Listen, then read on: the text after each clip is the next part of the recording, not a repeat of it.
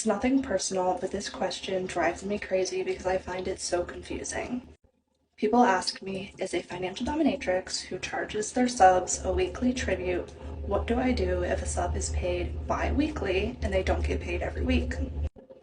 The simplest answer is it shouldn't matter. How often they get paid has no relevance to how often they're paying me and is none of my concern or my business. That's their responsibility to figure it out.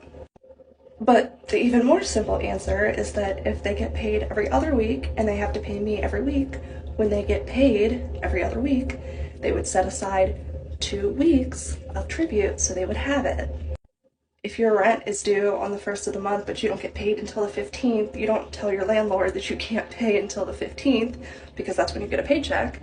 You'd save your paycheck from the 15th until the 1st so you had it when you were supposed to make a payment, right? Not to mention, if they were paying me every other week instead of every week, it would be the same amount. If they're paying me 100 weekly, if they switch to bi-weekly, they'd be paying me 200. So it's still the same amount of money. They just have to save it in one aspect. And in the other, they would be getting paid every week. If you, as a dom, want to accommodate bi-weekly checks, that's totally on you. I respect it. Me personally, I like getting paid every week. Not to mention, my subs are expected to spend more than just once a week.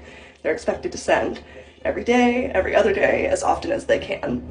So waiting 2 weeks is really not feasible for the relationships I have with my subs.